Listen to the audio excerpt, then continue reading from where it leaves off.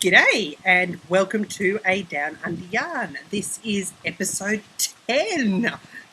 Double digits, 10, yay!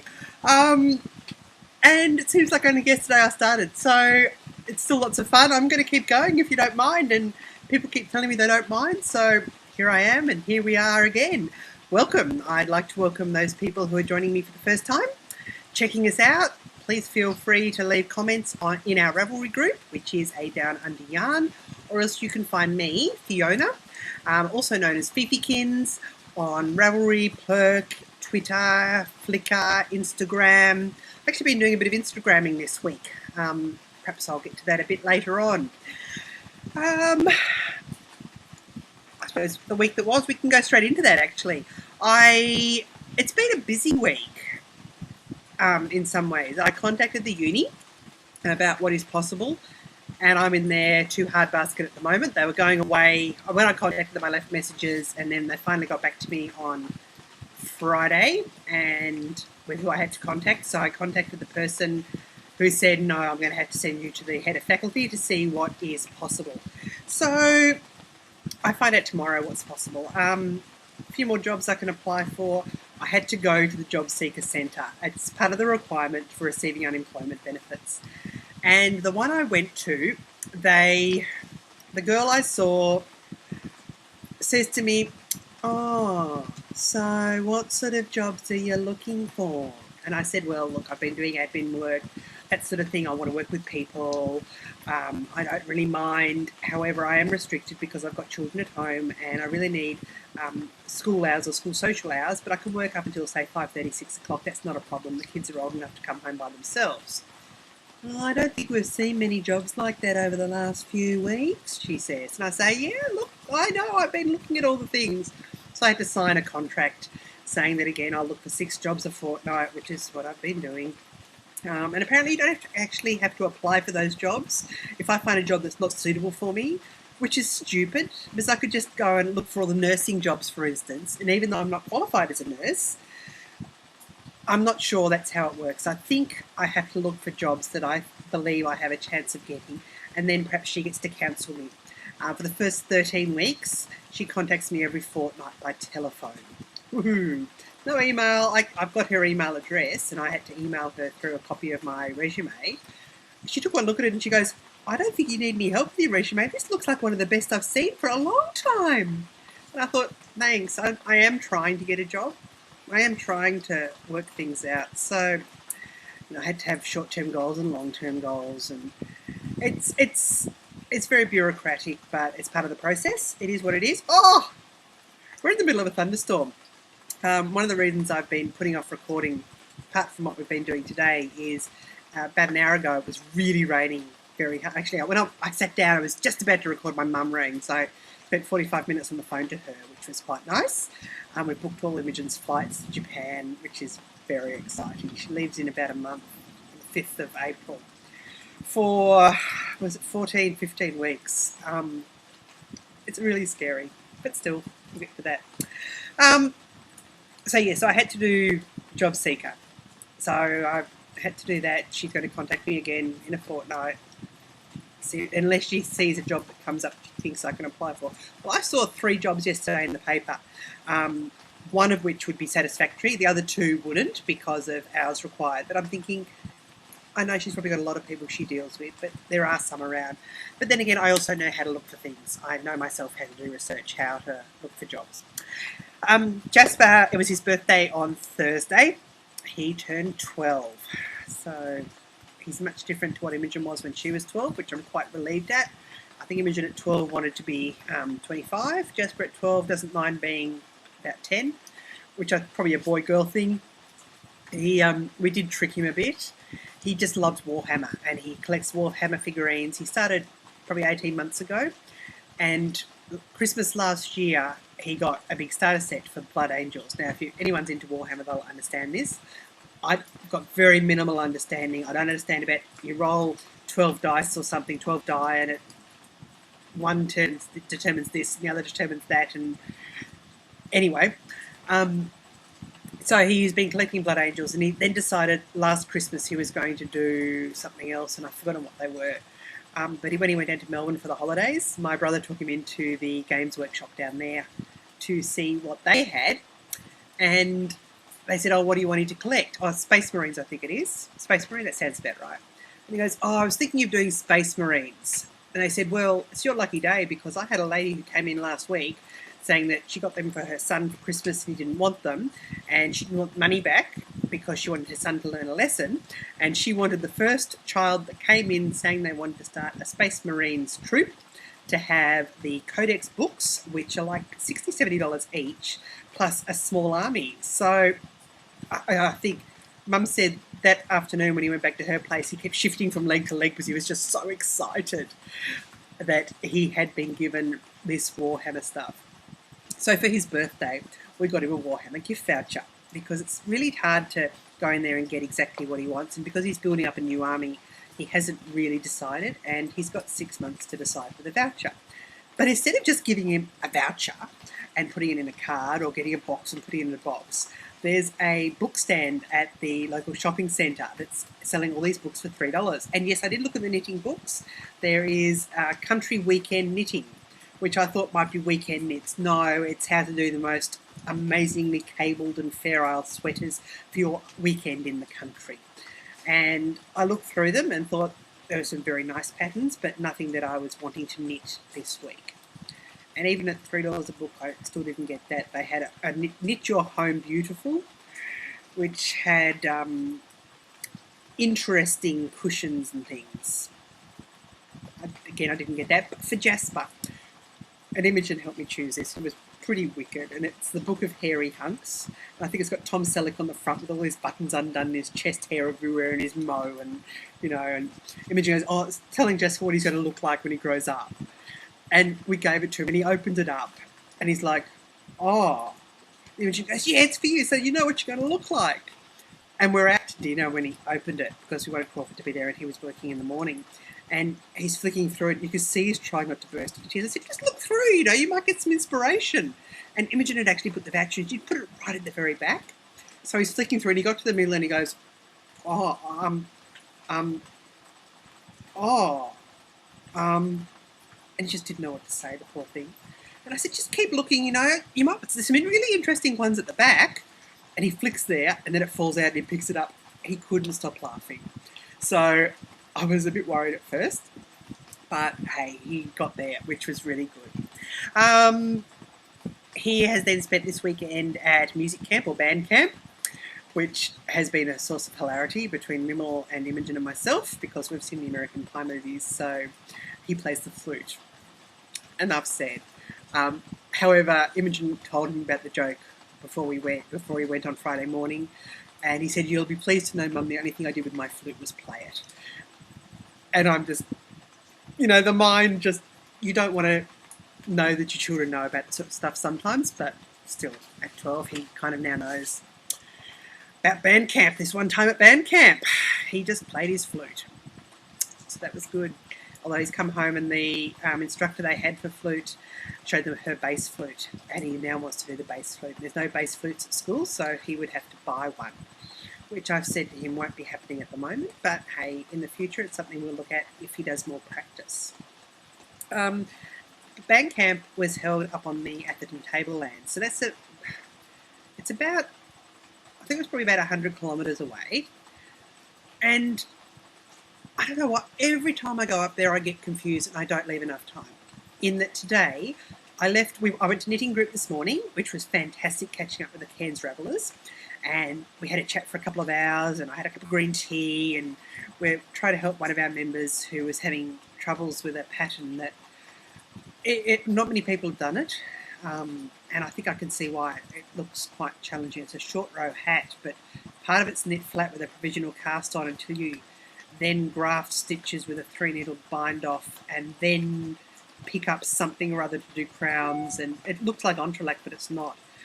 It was just a bit strange, so we tried to help her with that, but I don't think any of us got very far. In the end, she decided she's going to start it again from the other end of the ball and see if it comes out differently the second time round before she rips out the first one. It's what she wants to do, which is good for her.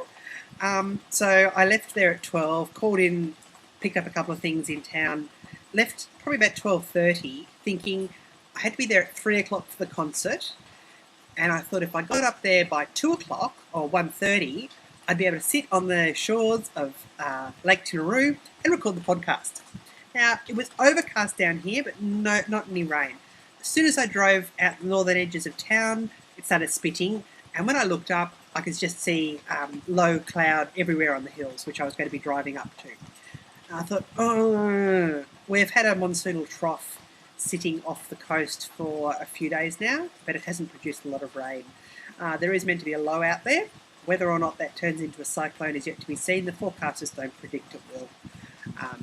But who knows these things around here. We're always on cyclone alert this time of year. We haven't actually had a cyclone watch so far, touch wood, this season. However, most seasons we get at least one cyclone watch. So yeah, we'll wait and see. So I started driving up the hills, and it's quite a windy road. There's the extremely windy road, the Gillies Highway, which I didn't want to go up. It's very prone to slips, and I thought it was going to be. It has been wet, and over the weekend I thought, no, I'll go up the Kuranda Range. So I went up the Kuranda Range, which is a really lovely drive, and all the time I'm thinking it'd be awesome on my bike, because I haven't ridden my bike up there for ages, and it's one of my favourite rides to do on the bike. But with the moisture in the area and just the having his stuff at band camp, it probably wasn't the most sensible thing for me to think about doing. So I start heading up there, and because it's wet going up the range, it was slow. And I got to the top, and as soon as we sort of went over the little, there's a sort of, I suppose it's like a lip when you get to the top of the range and you just go down this slight downhill, and then you're into straight road on the tablelands, and it was clear. And I thought, typical. I passed a dead kangaroo on the side of the road, and I wanted to stop and take a photo. However, there was a car just behind me, and I'm one of these people that sits on the speed limit. I'm really pedantic about it, so much so that if there's a car sitting on my tail, I slow down.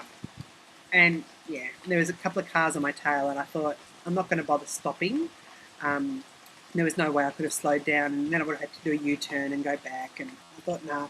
So I didn't get the photo of the roadkill, I'm sorry about that.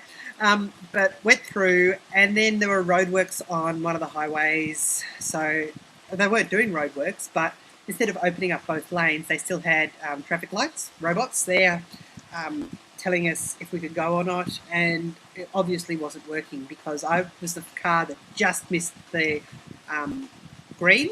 Car in front of me, it went red, but he went straight through it. And it's obviously sped up past the 40 kilometre speed limit that it was going through the roadworks. Then there were no cars coming the other way, and I was thinking it must be either a really, really long stretch of roadworks, or it's not working. And then the amber flashed and went back to red.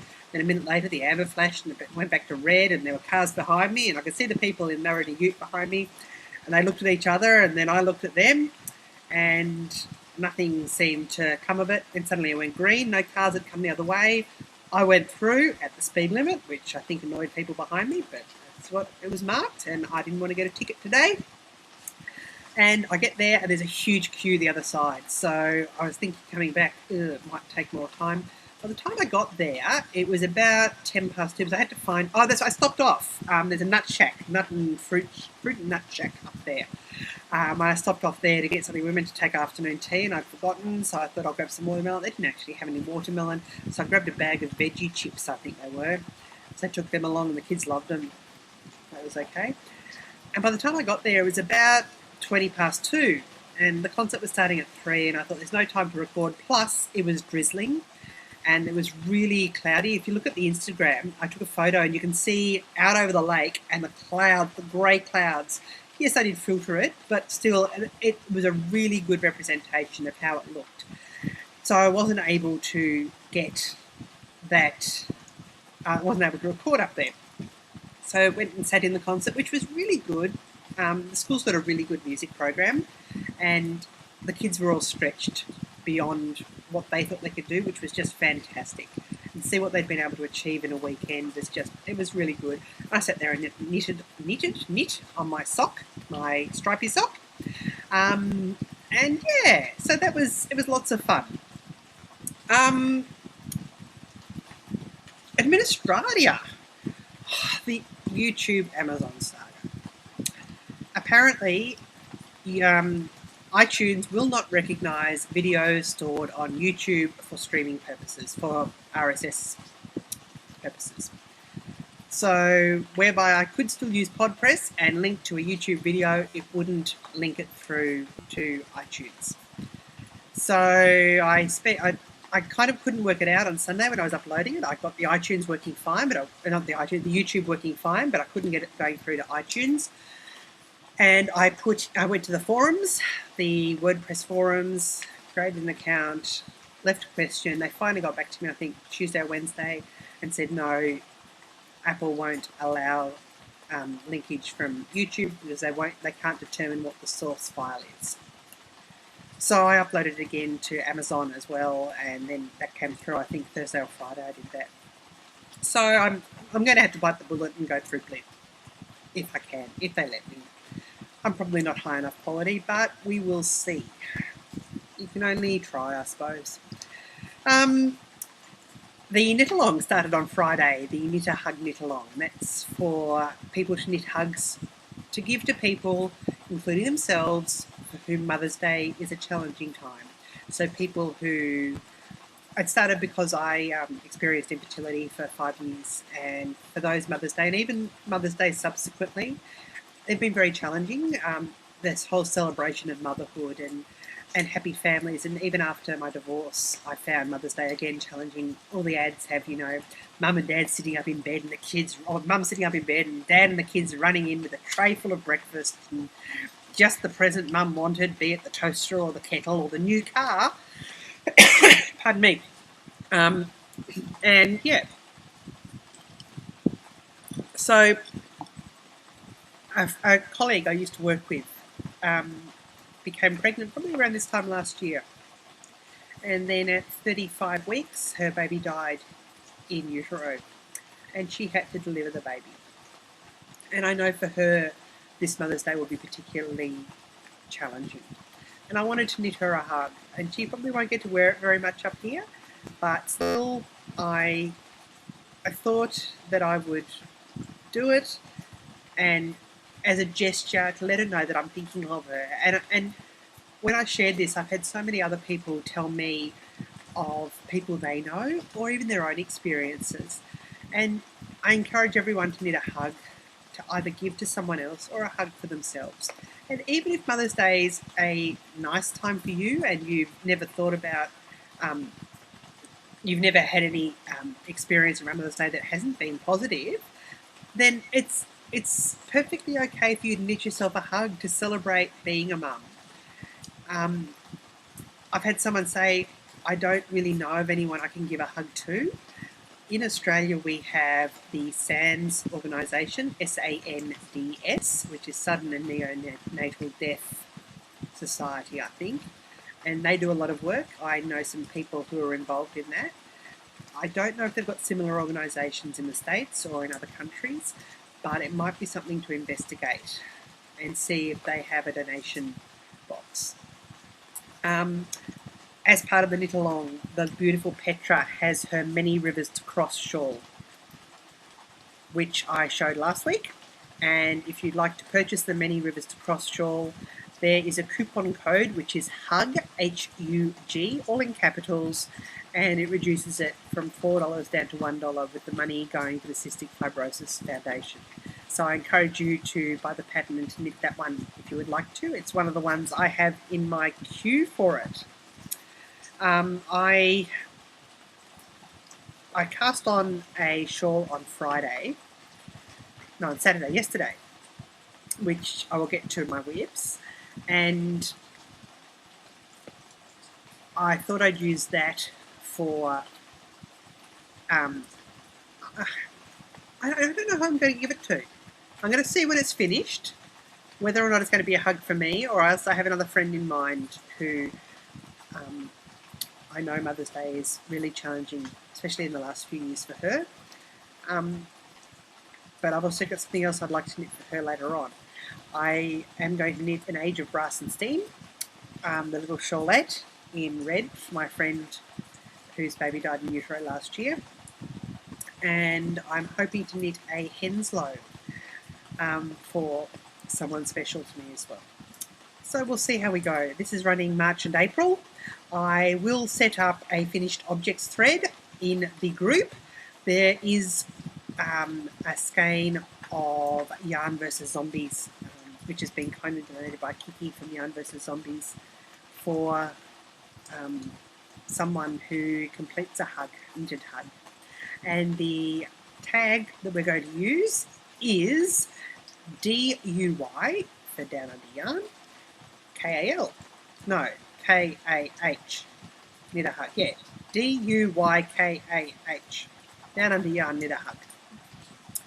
So I will put that in the finished objects thread. There's the discussion which has been going as well. So that's been really good. And people have been able to share stories in there. And I encourage you to go and have a read on the Ravelry board. Whips. I was hoping to have these finished for the end of February, but it just didn't happen. This is this bag. These are my Wibbly Wobbly Timey Wimey socks, because they are, which is probably a silly name because they're not wibbly or wobbly, they're just striped. But this is the Yarn vs Zombies Through Time and Space colourway, which has sparkles in it. I don't know if you can see the sparkles from there. You can see the sparkle. Oh, there's a bit of sparkle. Yeah, really gorgeous yarn. I finished the first sock a while ago, and I've been on the second sock. You can see, how's this? I was out, and I knew I had to put in my afterthought heel and didn't have any other waste yarn, so I got some from the other end of the ball. I think last week I was just starting the blue bit there, so I've knit a little bit. Most of that was done this afternoon. I did put the afterthought heel in during the week. I don't think it was, might have been in the VKN when I was over at Mimmels Place, I'm not sure, and just knit a little bit after that. So I've done 3 stripes today. I've got a few stripes to go, and then the toe, and then the heel. I do hope to get that finished next week, this week at least, for next week.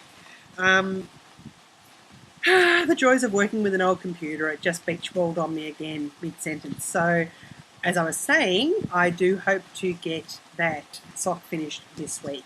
So at least I'll have an early March entry in the Stockinette Zombies Stripy Socks knit along. And I think I'm then going to take a wee break from knitting stripy socks. I have to knit some socks for my mother for her birthday, which was the 21st of February.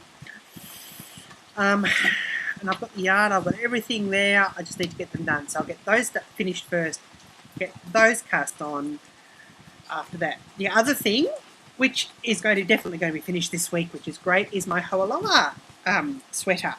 This is for the Single Handed Knits knit along, which Mel from Single Handed Knits, it's her design.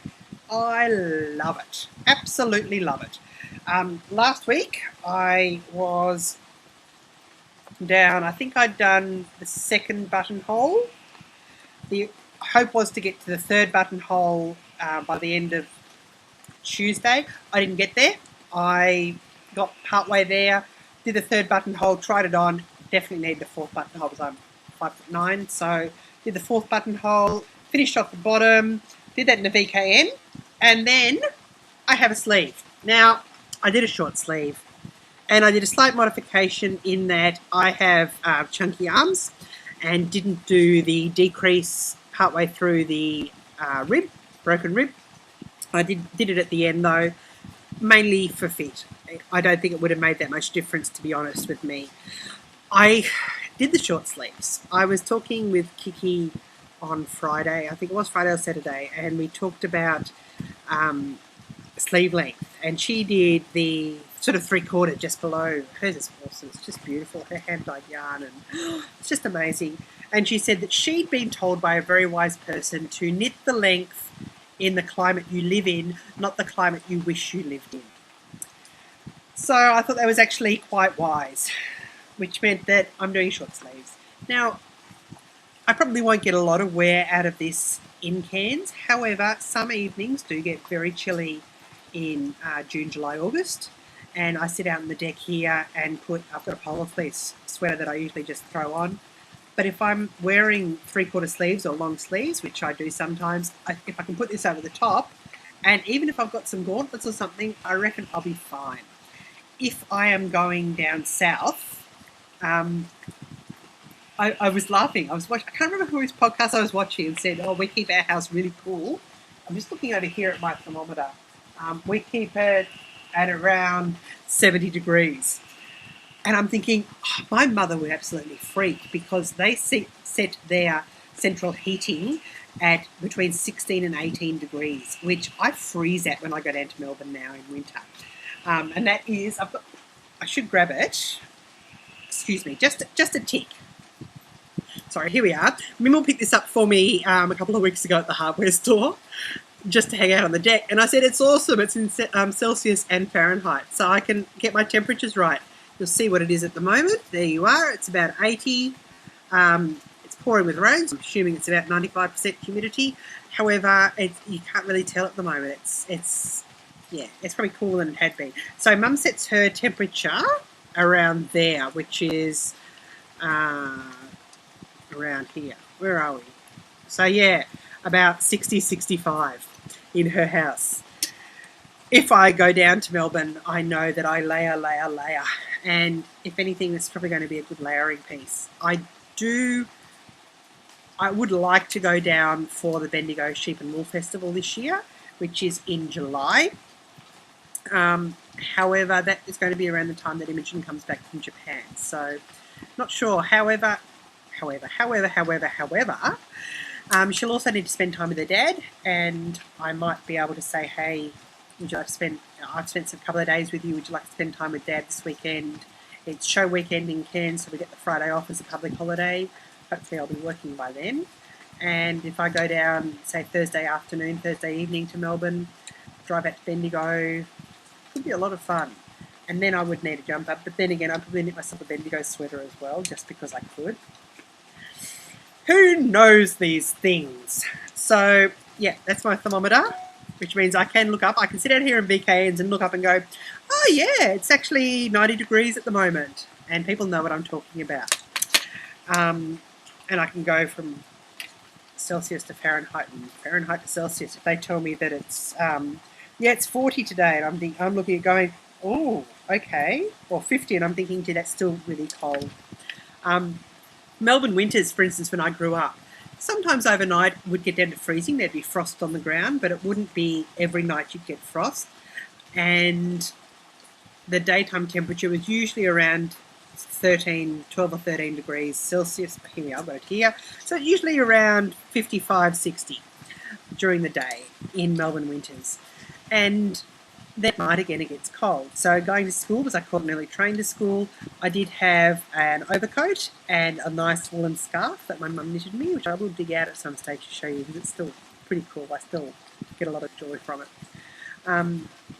However, yeah, it's not as cold as it is in other parts, which is really interesting. So that is my Ho Aloha and my socks. The other thing is a new project. It is another knit along I'm doing with Megan from the Stockinette Zombies, Kiki from Yarn vs Zombie, Amy, who's knitting Amy K, and Amanda, who's Sparky Spud. We are knitting Stephen West's Daybreak. Now, that's the start of it. And this morning, I did 1 or 2 extra increased sections, and I was thinking, I'll know exactly where I'm at tonight when I pick it up again. And now I'm thinking, I can't think where I am. So I'll just have to count, that's fine, it's not a big deal. That is the start of it. You can see it's coming around in a bit of a U shape, a bit of a crescent. Not much to see at the moment because that's just the start of part A. The interesting bit will be when I add the contrast colour, and I am going to use for the contrast the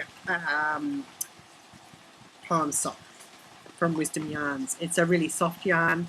I really like the colours, the long colours. I was hoping to use a beautiful Noro Korean sock that I have, but it didn't go with this, which is Cascade. What did I put it down as? I've got it down here. Let me have a look. Cascade Heritage Silk. It's a silvery grey colour. I can't remember the number. It is in my project notes. It's the same one I used for my knit along last year with Stephen West, the Rockefeller, and I needed the tiniest bit extra to finish it.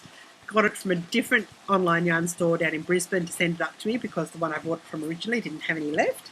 And miracle of miracles, it was the same dye lot. Not that it really would have mattered, and especially in the stripy bit that I was on. The thing with this one, I weighed it before I started, and I thought, interesting, weighed it as I finished, and I had 101 grams left. So whether or not my other skein was short, I don't think it was. I didn't actually weigh that one before I started because I was weighing frantically as I went to see how much there was going to be. And I knew it was going to be tight, and in the end I think I needed about 6 grams of yarn.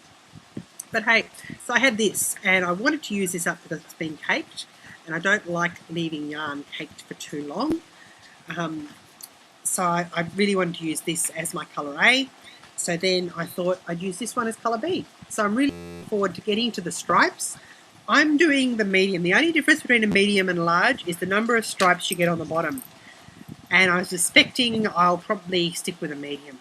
Might get somewhere between a medium and a large. I don't know. It depends on the yardage. And also depends on how bored I get with it. They look like some pretty long rows in there. So we will see. That is being knit on 3.5mm needles, which are US 4s, and these are my Addy Long Lace, which I really like. One day I'm going to use them for a lace project, these lifelines, because I don't know if you can see that, but in the cord, no, it doesn't pick it up. I don't know if I can separate it there a little bit. Not really. Yeah, anyway, it's got a slit in the cord, and you can thread a lifeline through. There you go, I've got my fingernail through there now. You can thread a lifeline through the slit and knit away, and it just travels through the work. So looking forward to doing that at some stage. A while since I've done any major lace work. With that, I'll go back to my socks that I was talking about. I was looking through my RAV project page, and I have 10 UFOs at the moment. Now, one of them does include the Even Star shawl, which I haven't cast on, but I need the swatch for. So I suppose you could say 9. And it actually caused me some anxiety. I was umming and ahhing whether or not to do the knit along with the daybreak. And yes, I wanted to knit it, but did I want to do it now? And I thought, look, the others are doing it now, let's do it now, let's just jump in. But of the other 9 things, excluding the Even Star, one of them I know won't get done, which is the Advent lace shawl from not last year, but the year before, which I think I got to day 4 or 5. And I don't want to rip it out because the bit I've done is really nice, yet I don't feel any compulsion to keep going with it. So I'm thinking I might end it and use it as a little table clod something or other. But I need to get that off the needles. And I thought I'd set myself a goal and say that by the 1st of June, so what I gave myself, 1st of June, I want to get down to 5 whips. And if there are any whips that have not been worked on consistently, or have not been touched since now, which is the beginning of March, I'm going to frog them. So that will give me a bit of incentive too, because there are a couple in there that I haven't touched over the last couple of weeks, including my Anorami shawl, which I've got sitting over here next to me out here on the deck. It has been sitting here. Hasn't seen any love, and I really want to finish it. I like it. I don't mind sewing in the ends. I don't mind picking up all the stitches because it is very modular. I just need to get going with it. I'm sort of behind on podcasts from the last week. I haven't watched a lot, which means I'm not multiple episodes behind on most podcasts. I think there's 1 or 2 that I've now got 2 episodes, and one that I know I've got 3.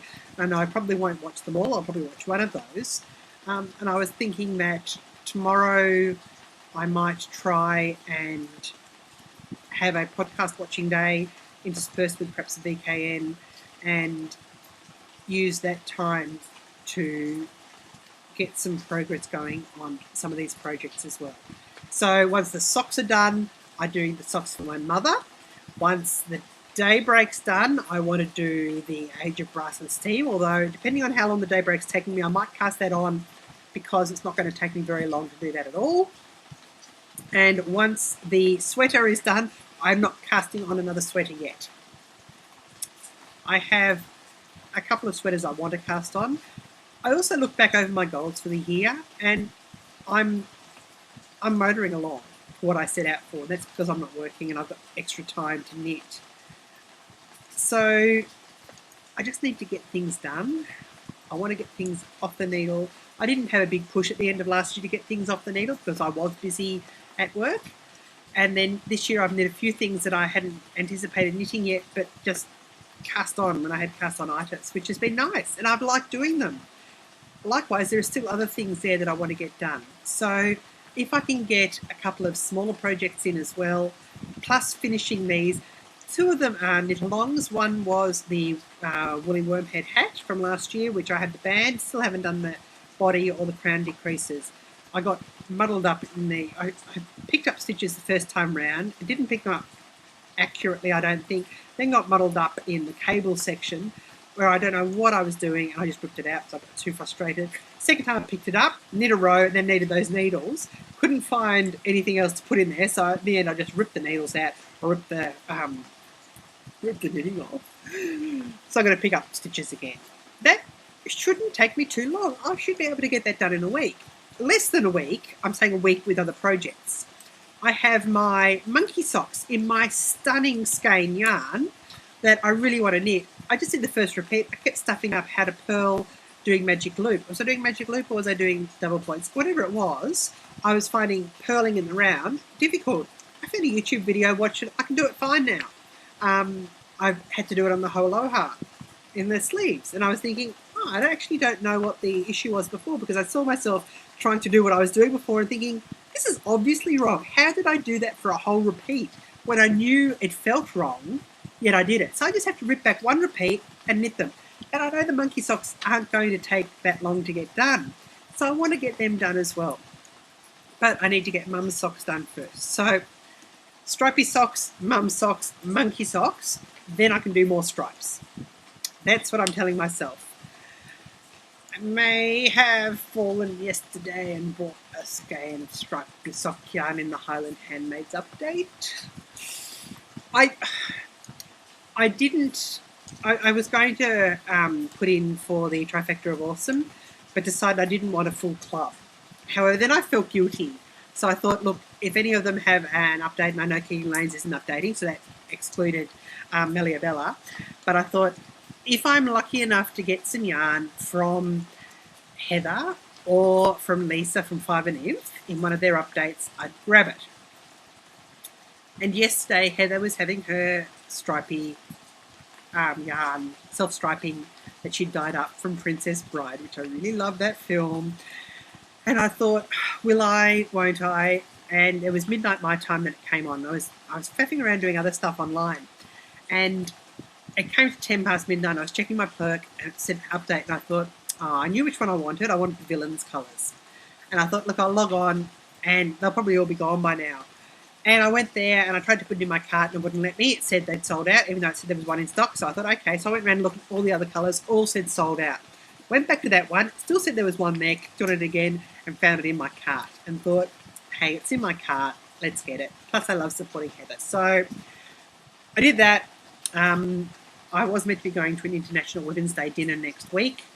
However, that's been cancelled for a number of reasons. So whilst there are a few of us still going out for Women's Day, we are not having the big dinner, and I was doing some work for a friend and she was getting me a ticket. So I'm still going to do the work for a friend, and the money that she pays me for that, I'm going to use for this yarn. Which is me just justifying it. I don't have to justify it, I know. But at the same time, I feel I have to. So, yeah. Which does lead me to acquisitions. Now, one acquisition was a beautiful, beautiful gift. And I've now put everything down here. Was just whoops, it is just here. Sorry, that was just a wine glass that I've had water in. I'm picking it's a jug that's been sitting out here that had water in it, which I'm going to take in after this. You'll see that all my ice from before has totally melted and the water is now lukewarm. Well, not lukewarm, but, you know, tap temperature. So it's lost its ice thing. I received this gorgeous, stunning shawl pin from Amy, who is Knitting Amy K, from the Whippoorwill when we did the Whippoorwill knit along. Now, I just love it. I really do. And it is from, Amy wrote me a beautiful note with a lovely card. It is from Shawl Pin Heaven on Etsy, which I will link in the show notes. And as always, show notes are available at fifikins.com, so you will see them there. Just beautiful. And I think I still have some silver around. I did silversmithing at one stage. You'll see I made my ring, which I wear. Ooh, I don't know if you can see that very well. My infinity ring, as I call it, which I still wear all the time. I made a few other things. And I'm thinking I might be able to do something similar. Not the same, but similar. I wouldn't want a copy. You can see it pops open and closes. So again, really gorgeous. And I can imagine looking gorgeous. Now my Whippoorwill's gone off to my aunt. Hasn't arrived yet. It's only just left. Anyway, so there is that. But blue is one of my favourite colours, and I know I'll be knitting another blue shawl. If I knit another Whippoorwill, I suspect it will be in blue. I have a Far Away So Close from Karina Spencer, also cute, and I have the yarn for that. I've got 4 skeins of worsted weight merino silk that I want to knit up in that. So that would go with that as well. So we'll see. That's one of my aims for this year. The other thing that arrived, which I just pulled out of the plastic, is my End of the World. Now, I was amazed. This got to me in 12 days. That is an absolute record from the States. Yeah, I know. So it is the February club, and it got to me by the end of February. I'm not expecting that ever to happen again. It is the colourways Take It to the Bridge, fingering weight. It is the Pakoku 4-ply 75-25 superwash merino nylon, 460 yards. And I think it's going to become socks. I queued Heather's new socks. Heather from Fibrista Files, Highland Handmaids. Queued her new socks yesterday. I actually think this would be quite nice with them. I will see what it's like. It's probably not, when I look at it like this, I think, I don't know, but I can now imagine it also blended together. I really want to see it knit up. If not, I will do some other socks with it. But not yet. So that's my acquisition. Okay, so this is a little insert that I'm going to put in before I start talking about health things, to warn people that it is quite a long segment, and if you're not interested, I will not be offended. There is no more knitting content, so please don't feel compelled to stay on. And I'm sorry it's so long. So here's the health stuff, and if you're tuning out now, uru, and see you next week. My other news, and we are getting on in time, I'm sorry, it's going to be a longer episode, is my health news. I mentioned probably over a month ago that we went to the paleo seminar, the paleo nutrition, paleo lifestyle seminar, and I was going to try the 30-day paleo challenge, the Whole 30 challenge, which was to live a very crude paleo lifestyle with no extras, so no honey, no agave syrup, no butter in those 30 days to cleanse your body. And Mimel and I both did it. We both went into it probably, yes, we understood the science behind it. We understood the research. But at the same time, I've tried it all before. And I've thought, yeah, I don't know. I've accepted my body shape. I've accepted, fat acceptance. I've accepted my body shape a long time ago. And for me, it's not really about losing weight. However, excuse me, I'm just getting more comfy here. Back in November, earlier last year, when I went to the doctor, my blood pressure was raised a bit. And it was only slightly over, and it wasn't anything to be worried about at the time. My doctor said it's probably white coat syndrome. You knew you were coming to the doctor. You knew I was probably going to take your blood pressure, so therefore it goes up a bit. When I went back, I had to have a small procedure done partway through the year. It was just the doctor's surgery. And my blood pressure, they said, I can see you're anxious. Your blood pressure's up a little bit. But it was put down to that. Then I went and saw, I wasn't seeing my doctor. I think I got a cold or I got the flu. I got something, and I was really blur. Went to the doctor, and he took my blood pressure, and he goes, no, that's just within normal limits. He said, nothing wrong with your blood pressure. And I thought, that's great. I was sick at the time and was really lethargic, hadn't been doing anything. Then went back and saw my GP in November, and he said, no, your blood pressure's up again. I'm going to get you to monitor your blood pressure for a week. 4 times a day for a week, record every recording. If it's looking quite high, he showed me what was normal and what was abnormal. He said, do it again to double check. Don't do it after drinking anything caffeinated. Don't do it straight after exercise. Don't, all these things. And we did that. And over 2/3 of my readings were high. The only ones that were within normal range were as soon as I woke up in the morning. And occasionally in the evening. But I think the ones when that was the case where I'd been lying in bed relaxing and thought, oh, haven't done my blood pressure, better do that. Whack the cuff on because it was next to my bed. And I went and saw the doctor at the end of it, and he circled them all the ones that were above what they would like. And again, as I said, 2/3 of them were high. At the gym on the 2nd of January, end of the first week of January, we went back to the gym. They always start the year by taking your measurements. Jumped on the scales, and it was the heaviest I'd ever been. And I don't use the scales as a measure very often. However, I have bought some Withing scales, which are Wi-Fi scales, which go direct to my iPad and put a little graph in there, which I quite enjoy. He took my measurements, and we hadn't actually taken measurements. I've been going to the gym now for 3 years, over 3 years, probably 4 years, and hadn't taken my measurements since the beginning of January last year. And my waist had gone up, and my hips had gone up, and my bust had gone up, my legs had ballooned. I've got really big legs to begin with, and that's the thing that, it's irritating in this climate when you're wearing a skirt and you're walking around and suddenly you notice you're chafing and you don't want to walk like a duck and waddle everywhere. It's uncomfortable. But it was my blood pressure, and at the gym they took my blood pressure and it was 140/99. Both those readings are high, both the systolic and the diastolic. And when I spoke with the GP in December, he got a similar reading again that time at the end of my week. And he said, I don't want to put you on blood pressure medication. Yes, you're 40, but you shouldn't be on blood pressure medication at 40. I want you to see if you can make any lifestyle changes. And we went through, he said, just gentle exercise, watching what you eat, watching portion control.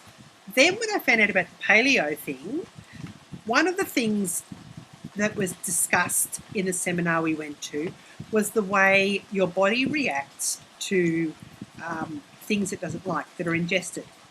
And specifically, we went back to the Paleolithic way, or the way of the cavemen, where they ate meat and they ate vegetables they grew, or berries they found, or nuts, and they had some fat in their diet, but they didn't eat a lot of grain. They hadn't found a way to mill the grain. Yes, there's arguments with corn and rice as to whether or not they're paleo. I know some people add rice, some people don't. For the whole 30 days, there was no rice. There were no grains whatsoever. We went to lunch one day at one of our favourite cafes, brunch on a Sunday, and went in there and I said, look, can I have a steak sandwich, no cheese, no bread? They said, so in other words, a steak salad. I said, that's really what I'm after, a steak and a bit of salad. And they brought it out and it was full of quinoa. And quinoa is not considered paleo for the whole 30 program because it is it's a pseudo grain. One of the things we learned at this seminar was the way your body takes up protein. And yes, you may say there's protein in quinoa, there's protein in spinach, there's protein in other things. Your body has a lot of trouble absorbing that. The best proteins are animal-based proteins, including eggs. So that was something we looked at. And I did the whole 30, which is no grains, no dairy, no preservatives. Each meal, breakfast, lunch and dinner, was to include a serve of protein the size of your hand.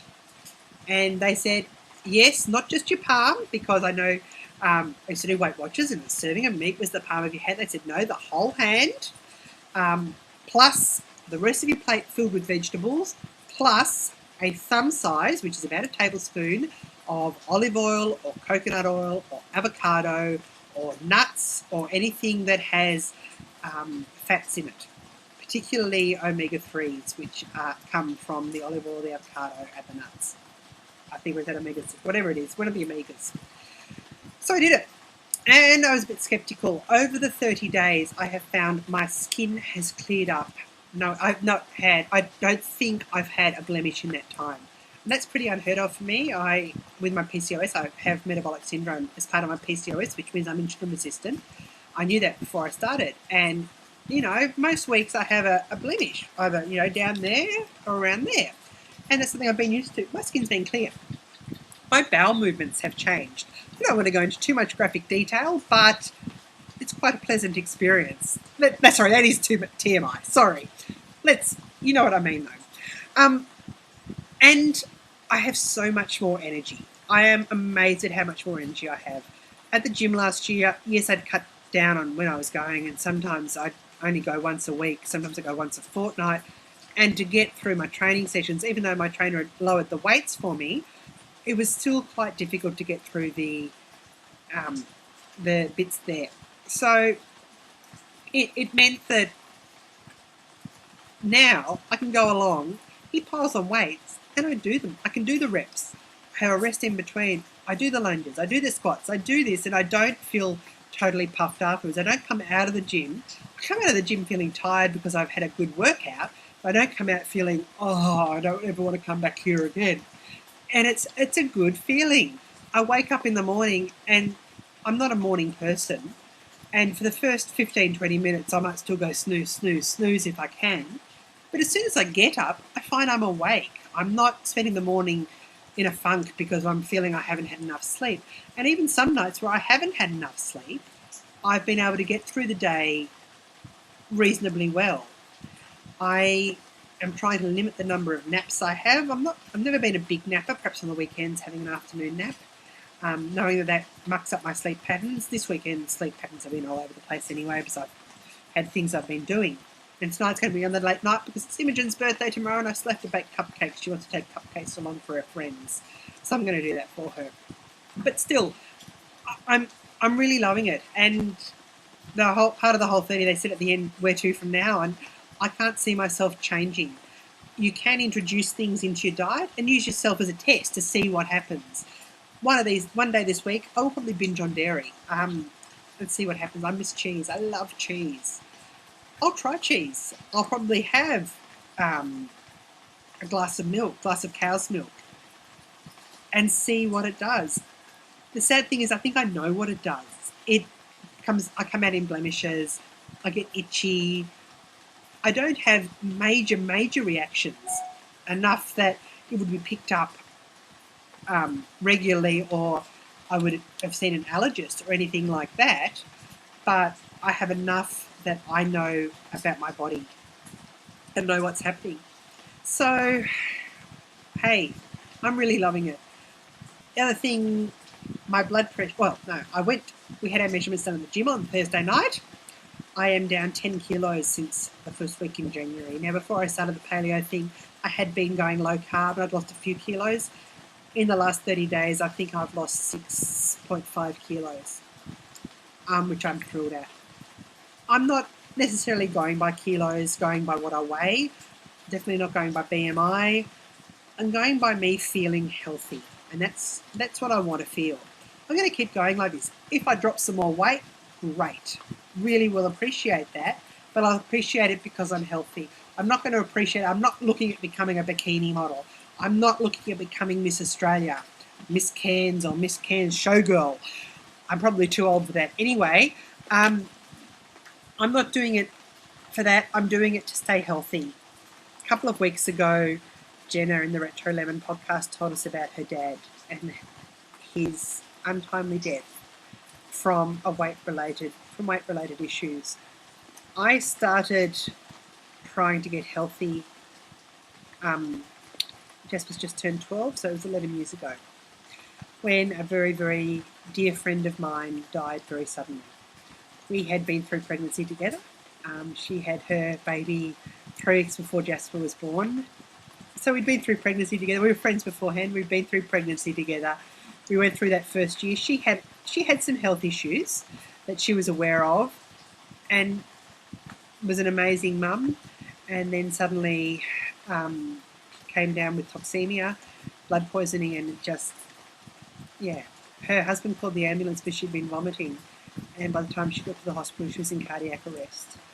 And I don't think I will ever forget the image of him carrying their 13-month-old child out of the church at the funeral, out of the cathedral, and her waving at the hearse as it left. It's still, I still remember that. And I still remember, I know what he's been through bringing up his daughter by himself. And I don't want my children to go through that. I was 17 when my dad died. He died in an accident. And I don't want my children to have to experience that. My brother was 15, the same age as Imogen turns tomorrow. I don't want their teenage years marked by the death of their mother, or their father for that matter. But his choice is what he does with his lifestyle. So this is important to me. I see changes now that I never would have believed. We had afternoon tea today after the concert. I had a glass of water. I looked at everything on the table. I was going to get some watermelon. Then I got chatting with someone, and when I went back, there was no fruit left on the fruit platter, so I just left it. In the past, I would have had a slice of the homemade chocolate cake. It looked fantastic. But I know that if I eat it, what it's going to do to me now. So I choose not to do that. I'm not going to be perfect all the time. Last night, which was yesterday was the last day of the 30, I kind of finished it 6 hours early because of Imogen's birthday tomorrow, just for being away. Went out to dinner with her and her best friend. And we went out to the most amazing Balinese restaurant we've got in Cairns. And I had some rice. And I hadn't had rice for 30 days. It hasn't caused a breakout. It didn't cause me to be bloated. And it's, I suppose, I've noticed some changes. I won't give you any, it'd be TMI to go into these changes, but you can probably get the gist. And because of that, rice isn't something I'm going to eat with every meal. However, every so often, I won't mind having a bit of rice. I love sushi.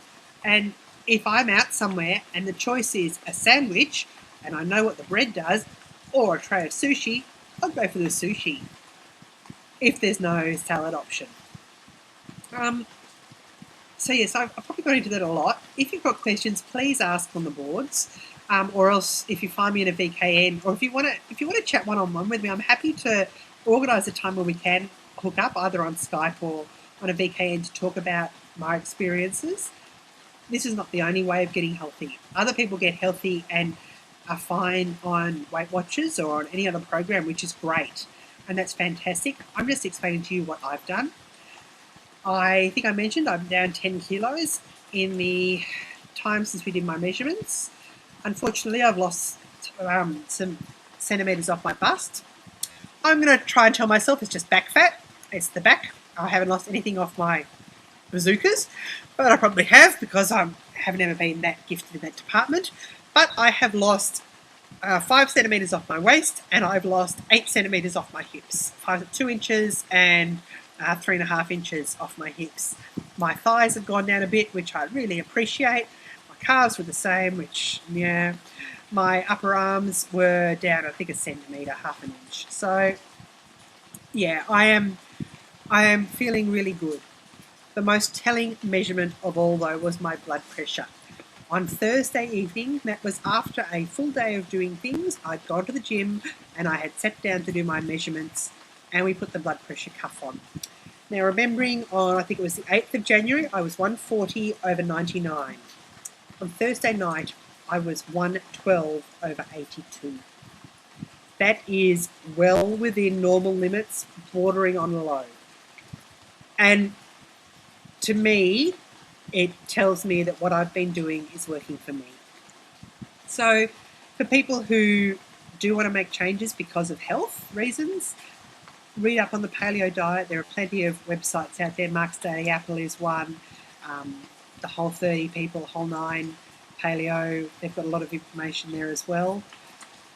Yes, I miss cheese. Yes, I walked past, where was I? I was at the market on Friday, walked past the fresh bread. They've got a French baker that comes along. Smelt amazing. But the consequences of me eating that weren't worth it that time. Now, I'm not saying it's always going to be the case. I may go past in a month's time or next week, and I may say, blow it, I'm going to have a croissant because I really want a croissant. I may say I'm going to get a loaf of crusty bread to take home and have with butter and spread all over it and yummies. Because yes, it's nice. And yes, I'll know that I'll feel bloated because of it, and it will cause immune reactions in my body that I won't like. Hey, so yeah, there we are. The other thing I've noticed, I haven't had a migraine in the last month. I am someone who last year I was getting fairly regular migraines. Um, could have been related to blood pressure, could have been related to a whole lot of stuff, but haven't had one at all. And yes, I had headaches at the start when my body was getting rid of the thought of not having Diet Coke. That's the other thing I've given up totally. I never thought I'd be able to do that. Thought of not having Diet Coke, the thought of not having bread, the thought of not having sugar. I did have some headaches, but they were just, dull, throbbing headaches. No migraines. And my migraines were vomiting, severe vomiting, and not being able to open my eyes because of the light and just needing to sleep, but not being able to sleep because it felt like I had a jackhammer coming at, 4 or 5 sides around my head.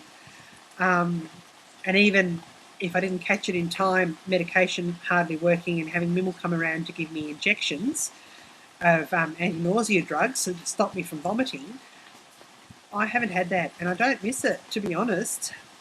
And if I know that if I will try some of these things, I'm using myself as a guinea pig, I will try them. I blab it on a lot, sorry, but it is something that I'm really passionate about at the moment. It's something that is working for me. And one of my reasons, I suppose, for saying it here and getting it out is that I know that I'll be able to come back to podcast 10 in a month or two and see what I was saying now and reaffirm to myself that's why I made the changes. So if anything, that's probably a record for me. I'm going to go back after I finish this and after I've said goodbye and put a little slip in and say, hey, if you're not interested, please tune out now, because I don't want anyone to have to sit through that who doesn't really want to. This has gone on and on and on, and I'm really sorry. It's going to be my longest episode ever. And yeah, until next week, I will have to say uru and cheers. Thanks for tuning in, and see you next time. Bye.